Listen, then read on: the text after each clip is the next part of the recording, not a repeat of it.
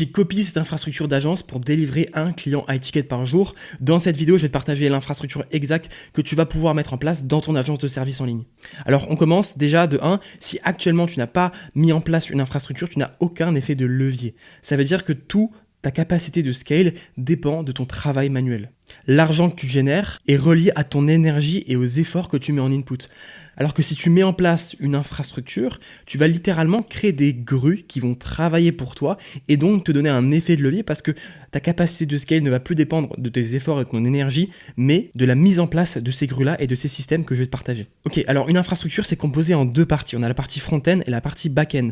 La partie front-end, c'est l'acquisition, la création de contenu, du trafic, et la prospection, le setting et closing. D'ailleurs, au niveau de l'acquisition et la création de contenu, ce dimanche, je vais poster une vidéo qui va parler d'OrganicOS, qui est notre tout nouveau logiciel pour entièrement mettre ta création de contenu en autopilote et ton acquisition de trafic en autopilote. Je t'en parle dimanche, donc reste branché. Aujourd'hui, on va surtout se pencher sur la partie back-end, donc c'est l'onboarding et la délivrabilité, le système suivi feedback et le système d'upsell et de recurring. On va commencer par l'onboarding. Alors la première chose que tu dois comprendre, c'est que quand tu es en appel de closing avec ton client, ou alors quand ton closer est en train de closer un nouveau client, ça c'est une courbe de niveau de chauffe du prospect. Le closing, il se réalise au momentum, au moment où le prospect est le plus hype, d'accord? Et si 2 heures après, tu lui envoies un message d'onboarding, sur WhatsApp par exemple, pour l'onboarder, il va se passer 2 heures dans lesquelles ce momentum va s'écrouler. Donc au moment du closing, il va y avoir un momentum et 1 à 2 heures après, en fait, ce momentum va complètement s'écrouler parce qu'il va regretter son achat. On appelle ça le buyer's remorse. Je t'invite à regarder sur internet, c'est super intéressant. Et pourquoi ce momentum chute complètement? Déjà parce qu'il y a une absence de récompense instantanée,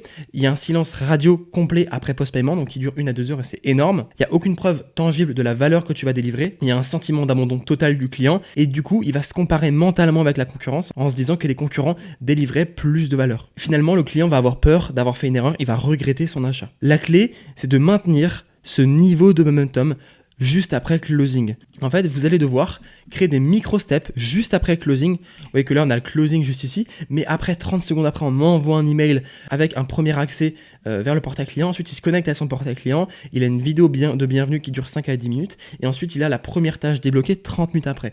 Toutes ces micro-steps-là va lui créer des récompenses instantanées. Il ne va pas se sentir abandonné et donc son niveau d'excitation vis-à-vis de son achat va être maintenu, voire même augmenté. Le but, c'est de conserver le momentum du closing jusqu'à la livraison du projet. C'est extrêmement important parce qu'un prospect qui regrette son achat, en fait, il va avoir ce sentiment après tout le long de la prestation.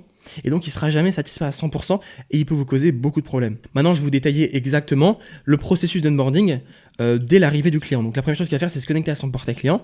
Ensuite, il va être onboardé sur son dashboard avec la vidéo de bienvenue et toutes les tâches qu'il a à compléter, toutes les tâches débloquées. Avec l'onboarding sur son dashboard, il y aura une vidéo explicative, donc il y aura 0 question et tout sera clair dès le départ.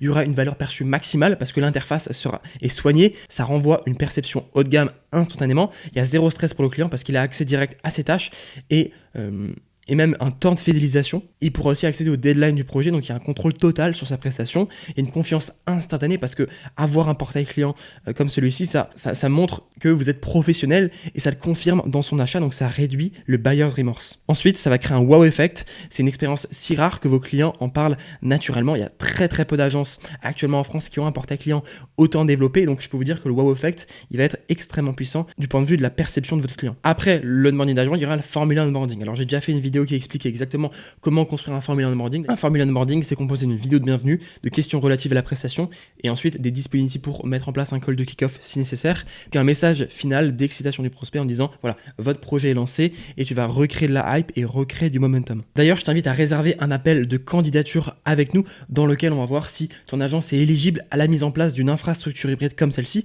dans lequel on va te mettre en place déjà l'onboarding ainsi que toute l'infrastructure dont je vais te parler dans quelques minutes. Attention, on ne travaille pas avec des coachs ou encore des personnes qui veulent rester freelance et on ne travaille pas non plus avec des agences qui ont peur de structurer. Ça ne nous intéresse pas de travailler avec ces gens-là, c'est pas du tout le type de client qu'on recherche. On cherche vraiment des agences qui veulent scaler à plus de 20-30 cas par mois et qui ont l'ambition de structurer. Le lien pour remplir le formulaire est en description. Ok, ensuite après ça, on a la partie délivrabilité. Donc la partie délivrabilité déjà, ça commence tout de suite par la création automatique du projet sur Airtable.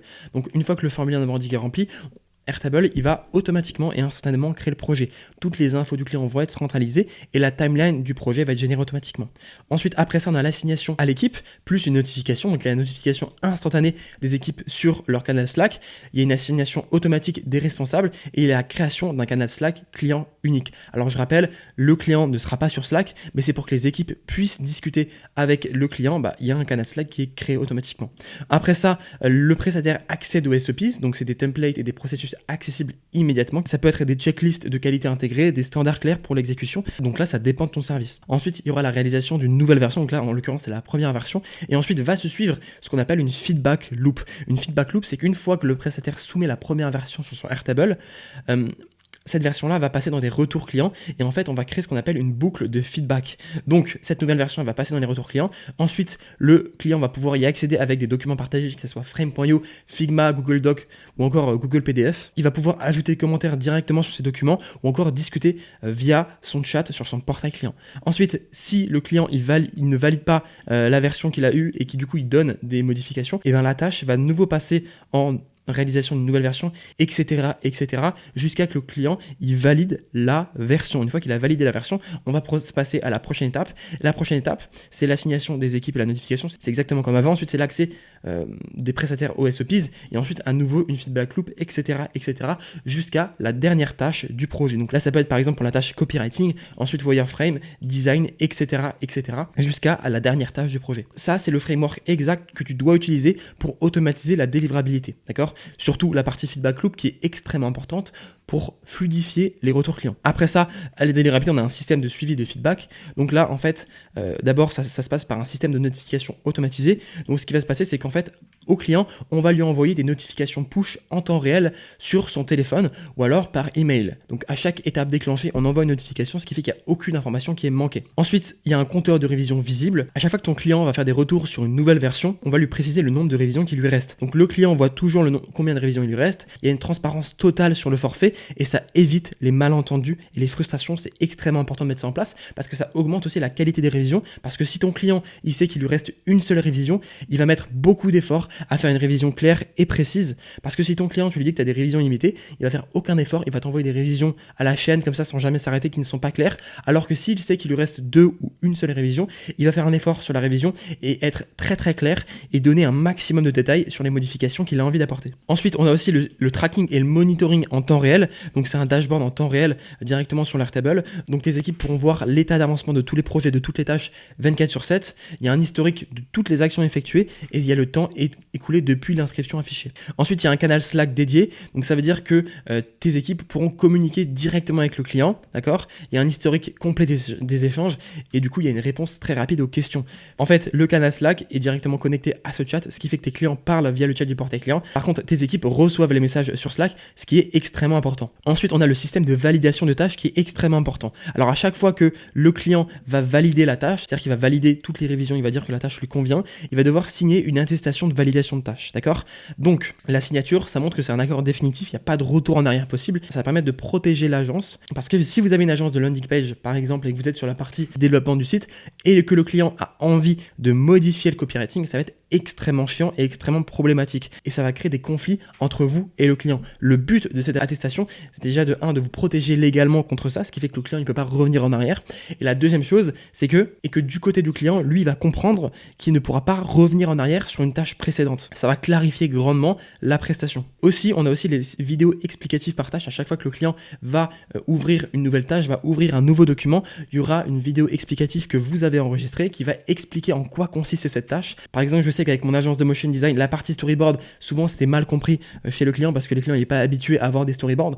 Donc à chaque fois, mes clients voient une vidéo dans laquelle je leur explique littéralement à quoi consiste un storyboard. Et on lui explique aussi comment approuver la tâche et ce qui reste à faire. Et donc ça donne une clarté maximale sur le processus de feedback. Après ça, la dernière partie de l'infrastructure back-end, c'est les systèmes d'upsell et de recurring. Donc là, d'abord, on a toute la partie upsell. Donc déjà, c'est des services complémentaires logiques que tu vas pouvoir proposer directement sur le portail client. Donc c'est un upsell naturel du projet livré, d'accord? C'est une proposition cohérente avec ce qui vient d'être fait. Par exemple, si ton service est de la landing page, eh ben, tu vas pouvoir proposer sur le portail client un upsell pour ajouter une nouvelle page. Ou alors, si tu viens de livrer un site, tu vas pouvoir vendre en upsell le SEO, l'ad ou de la maintenance. En plus, c'est pas une vente forcée, tu n'es pas obligé de le relancer sur WhatsApp. En fait, c'est affiché clairement sur son portail client en automatique et donc c'est juste une suite logique du parcours client. Dans cette vidéo, je parle beaucoup du momentum, mais de proposer l'upsell après une tâche spécifique durant le momentum du projet. Je m'explique. Il y a un moment, ton client, il aura un pic de satisfaction et donc il sera plus enclin à acheter. D'accord? Il faut que tu profites de ce momentum émotionnel et que tu l'exploites pour vendre un upsell à un moment clé, d'accord?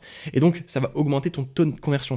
Moi je sais que par exemple avec mes vidéos motion design, le momentum c'est vraiment la première version de la vidéo, d'accord? Et donc c'est à ce moment-là que je vais venir proposer des variations, donc ça va être de format ou de langue, d'accord? Parce que c'est le moment où je sais que je peux avoir un taux de conversion le plus élevé sur ces variations. On a les revenus récurrents, d'accord? Donc déjà de 1, il faut que tu crées un modèle retainer, un modèle de maintenance sous forme d'abonnement mensuel, tu peux le proposer avec un support continu inclus et donc ça te donne un cash flow prévisible et stable. Sur le portail client, on lui proposera aussi un programme d'affiliation et de parrainage, d'accord? Donc une réduction sur les projets suivants et de profiter de cette satisfaction et profiter du momentum, tu vas pouvoir lui proposer durant 2 semaines une réduction quand il va démarrer un nouveau projet et aussi lui donner la possibilité de parrainer de prochains clients avec une commission. Donc ça se fait automatiquement depuis le portail client. Donc si tu as envie de mettre en place cette infrastructure hybride avec le cockpit de gestion, les portails clients, les formulaires intelligents et qu'on cartographie complètement ton agence afin de délivrer un ou plusieurs clients high ticket par jour, c'est extrêmement simple. Tu peux remplir le formulaire de candidature pour voir si ton agence est éligible à la mise en place d'une infrastructure comme celle-ci. Parce que dans cet appel-là, on va cartographier ton agence et tes process actuels pour voir si réellement elle est capable d'implémenter une structure pour scaler à plus de 30 voire 50K par mois. N'hésite pas à t'abonner, à liker parce que ça encourage l'algorithme à montrer des vidéos comme celle-ci. N'hésite pas à regarder cette vidéo dans laquelle je te présente exactement comment créer des formulaires d'onboarding automatisés.